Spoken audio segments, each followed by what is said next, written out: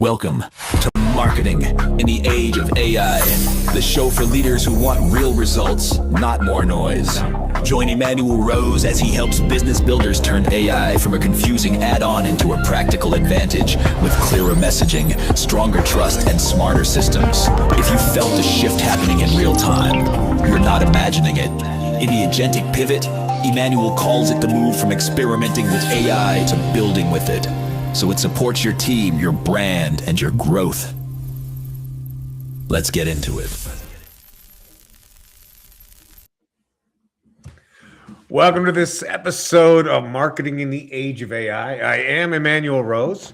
My guest today is Jeff Borschowa of Pharaoh's Business, a strategist who helps B2B teams align sales, marketing, and operations to deliver predictable revenue and scalable customer experiences.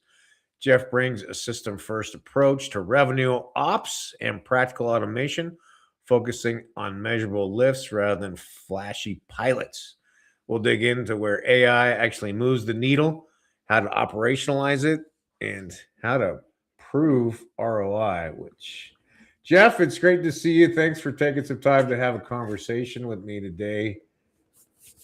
Emmanuel, thank you for having me. It is always a pleasure to hang out with a fellow AI nerd and share my obsession with the greater customer journey. Well, I love it. Well, we chatted about through email was we'll talk about this program or this project that you've built, which is kind of a marrying of a very granular ICP with the concept of a top 100. So tell me a little bit about the background, how you ended up here. I love it. And first things first, I will always credit Chet Holmes with his Dream 100. I have done this most of my life. I'm going to say it's because I'm autistic, but listening to Chet, it gave me the language to describe what I was doing. And for better or worse, I call it whale hunting because back in the day, I have a lot of friends who are either in marketing or sales, and they're always chasing what I call the minnows, the tiny little deals. And the problem with those is once you catch them, then you got to get your little scalpel out and start to slice and dice it and share it, right? Yeah. Whereas in the old days, when a village caught a whale, the entire village survived for months on that whale. So it is a systems approach. And my youngest son calls it cyber stalking. I've been assured that it is, in fact, legal, and it's called open source intelligence gathering. So my version of whale hunting is if I'm going out anyways, and I've got friends that'll benefit from this, let's all put our effort together and bring in that whale rather than being the minnow farmers who are fighting over the spoils of the net.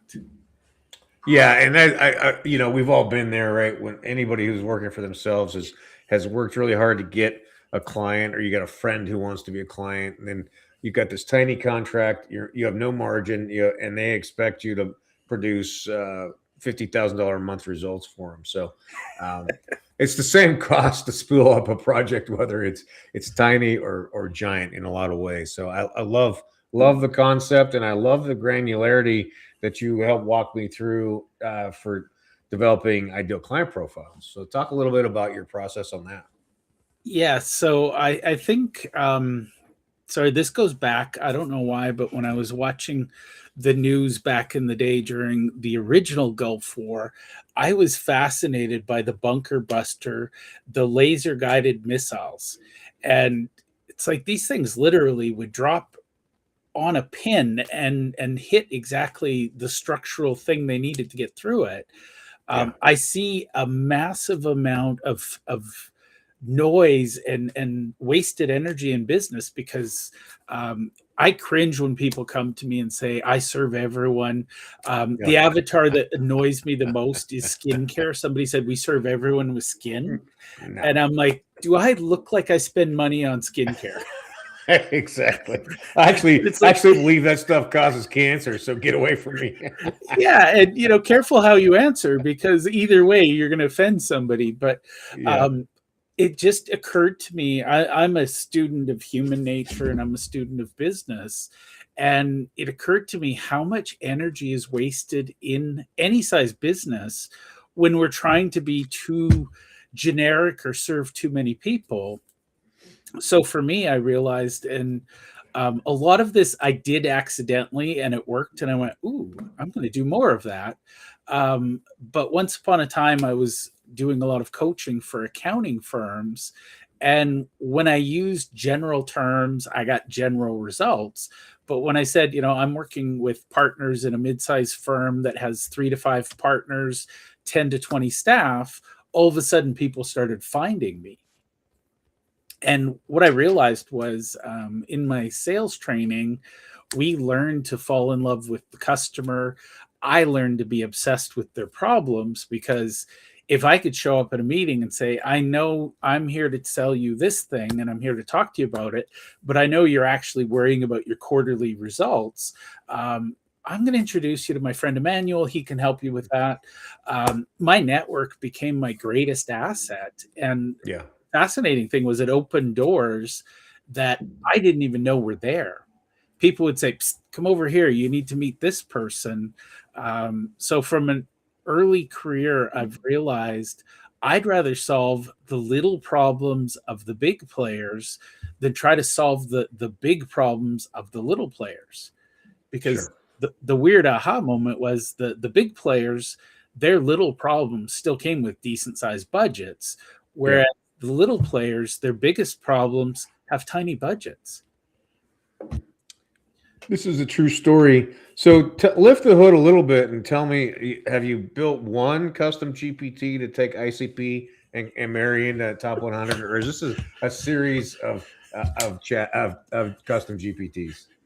Manuel asks, knowing the answer. I have approximately 400 different custom GPTs. Yeah. Each one is a specialist in one thing, and probably about 20 of them all focus on the ICP. So there is the ICP where they are today, where they're stuck, the pain, the identity they have, what they're frustrated by. Then there's one, it's the aspirational, where they want to be. And then there's the problem with most marketing and sales is we assume problem solution paired up together, everybody's happy. What I look at is, what's the journey from status quo? I'm stuck in this problem. I'm happy here, or I'm at least not unhappy enough that I have to move. Right. Most people don't realize that hiring an expert, there's this fog in between, that it might be smooth sailing. It might be a journey with monsters. It might be one of storms. Most people assume that the prospect is just sitting there waiting for us to come and sell their solution. Yeah. We need to help them understand if the journey is worth it for them in the first place. So Yeah, I I have call that probably the, about the already existing concerns, right? We have a lot of things already on our plate. We've got to break through that in order to have a conversation and then disrupt all the other stuff that they're doing in order to get our situation solved. And I think that's what a lot of marketing and sales misses, is that the people that we're asking, we're shouting and saying, "Hey, give us your attention." They're juggling 1,000 things and going, "Which one do I drop so that I can pay attention to you?" Yeah, exactly. So I help people understand, and I'm developing new custom GPTs, and I'm building some gems in Gemini as well. My new favorite thing is using Notebook LM, because if I have my ICP and it's clear, anything I create, whether it's marketing, whether it's sales, systems, new products, I can effectively interrogate my ICP and ask, which of these is worth your attention right now? Yep.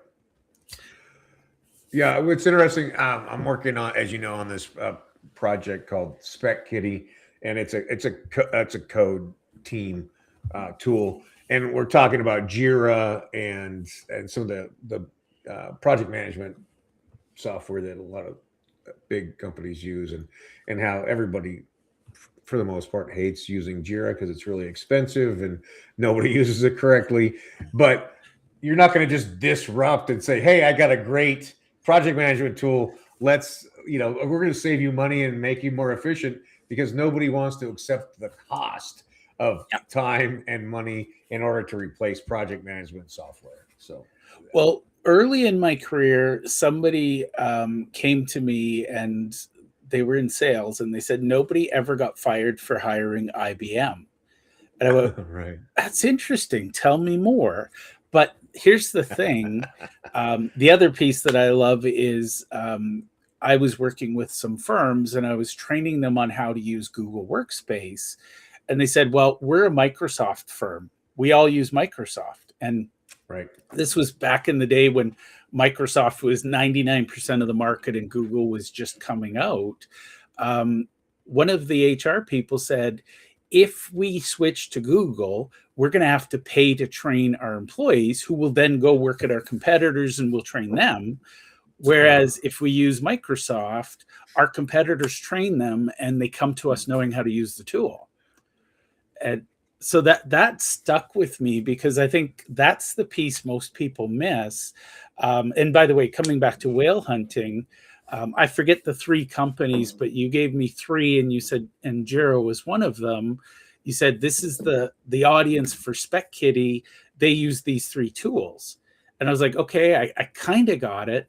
But then you said Red Hat Linux and my head exploded and I went, yay. And I forget the fifth one. I think it was actually NVIDIA. But when I realized there's 5 overlapping circles right in the heart of that in the center, everybody in the development space right now is circling and orbiting around NVIDIA because they're a major player. Yeah. So, back to whale hunting and me with my open source intelligence, I found that NVIDIA has a major conference called NVIDIA GTC, and roughly 30,000 people attend, and pretty much looking at their profiles, every single one of them is in the ICP for Spec Kitty. Well, I just want to know what bar to go and sit in so I can meet everybody, Jeff. That's how I want to meet my ICP. Well, here's the beautiful thing. I'm going to be bringing them into my podcast, so you don't even have to go sit somewhere. Okay. So I've done a lot of conferences, and the aha for me is that in the heat of a conference, everything is about the conference. 48 hours, 72 hours, you've got this conference brain and you've got all this energy and everybody's networking. And then 362 days of the year, quiet. Right. So what I like to do is find these people, and Emmanuel and I are working on this project together. That's why we both know it so well. We're going to be identifying the speakers, the sponsors, the organizers, and the attendees. And we're going to be finding ways to add value to them. And spoiler alert, one of the best ways I know to add value to people is introduce them to one another. That's a nice one. I love it. It adds value to the ecosystem without, I can add value just by connecting people. And I'm going to go out on a limb, Emmanuel. If there was 30,000 people there, even if you're a super connector, you didn't meet more than 500 people. It's just not physically possible. Yeah, right. Yeah, that's for sure. And you're probably more likely to meet 10 that are valuable and out of that 30,000, right? Or not valuable. I mean, transactional. Yeah. Yeah. And again, it's a lot of people see it. And I do a weird approach to marketing and sales. I'm very much about the relationships. Transactions come out of the relationships. But if you don't have the relationship, either it's you walk up and this is what most people do at conferences. I sell widgets. Do you want to buy one? Nope. Okay, next. Spoiler alert, the math is terrible on that.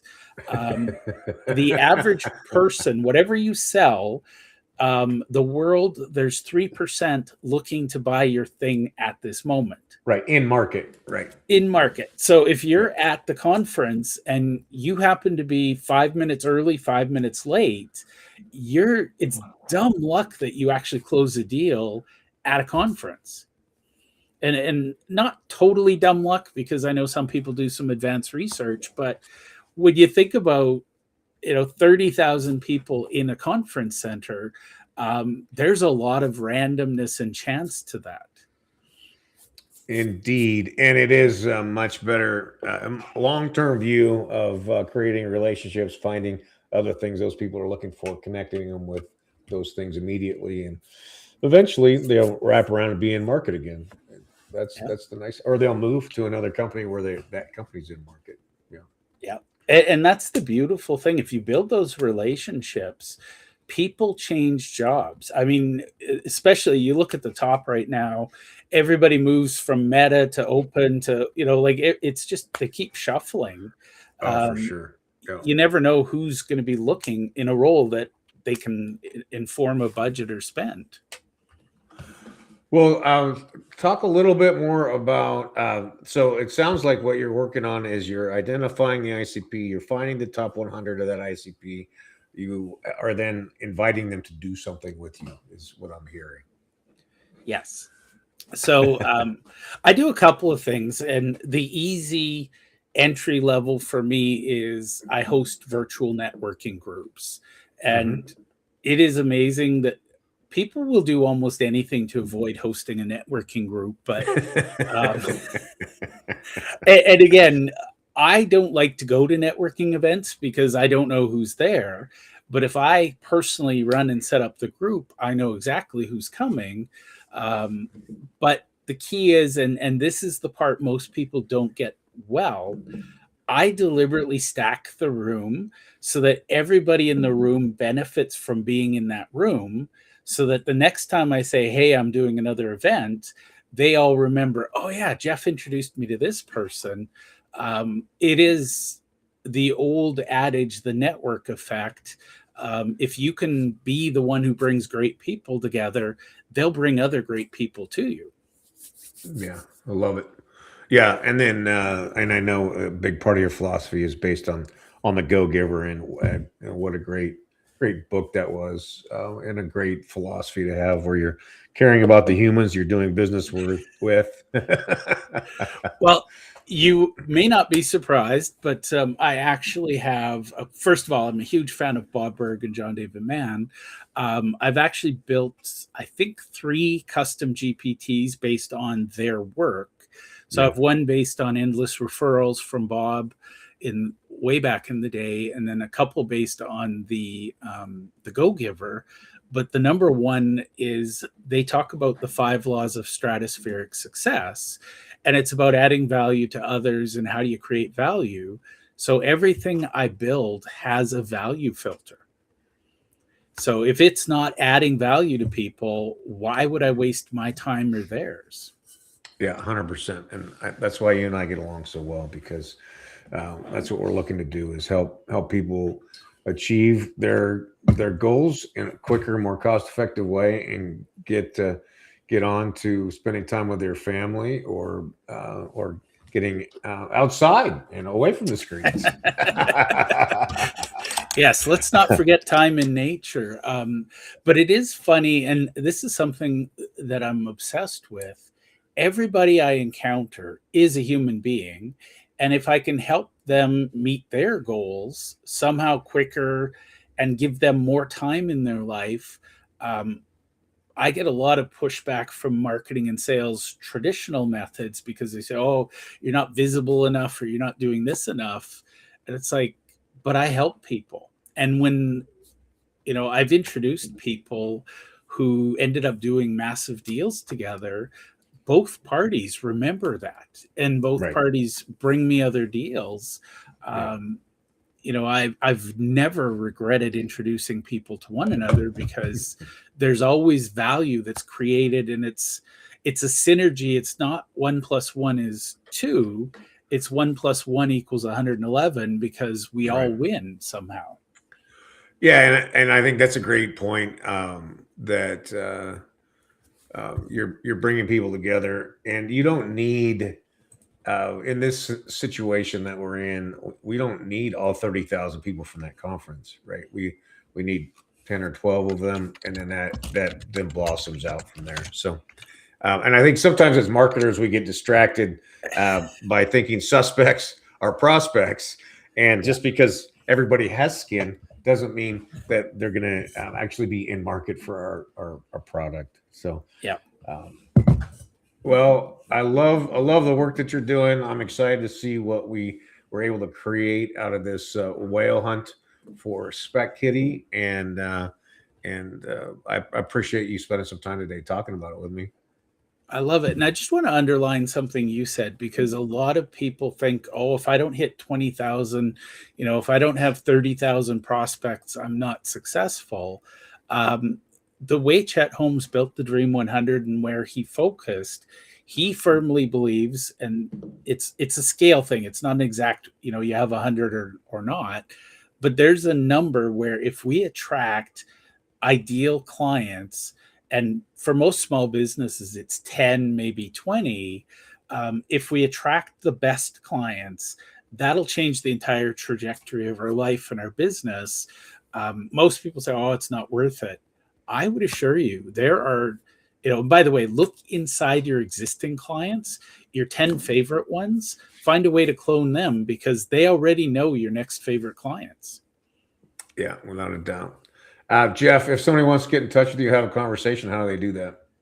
Absolutely. Best way is find me on LinkedIn. I am always active on LinkedIn. Or if you want to understand a little bit of the weird stuff I write about, ferrosbusiness.com. I assume I can send you the link, but yeah, absolutely. LinkedIn is the place to be. You'll find me there all the time. All right. I do find you there frequently. Well, I appreciate your time. I'm going to turn you loose on the world, and look forward to seeing you again real soon, Jeff. Awesome. Thanks, Emmanuel. Thank you. Well, I think if there's only one takeaway from the day, it is add value and figure out where in your marketing you can add value to your prospects and clients, and that will make you successful. Also, go back through and dig through your ideal client profiles, tighten those up, and then figure out a way to track down a top 100 or give Borschowa a call and get his help doing the same. Hope you got some value from the conversation today. I did. I enjoy every time I get to talk with Jeff. And I hope that you go and do some research on AI or on ICP, and that you find a way to save a couple hours from your work week. And with that time, you continue to upskill, that you spend that time with your friends and family, and that you get outside into nature, away from the screens. This is Emmanuel Rose, Marketing in the Age of AI. Thanks for listening to Marketing in the Age of AI. Be sure to subscribe wherever you heard this podcast so you never miss a future episode. Your copy of Authentic Marketing in the Age of AI is available at Amazon.com or EmmanuelRose.com. You can also connect with Emmanuel on LinkedIn. Thanks again.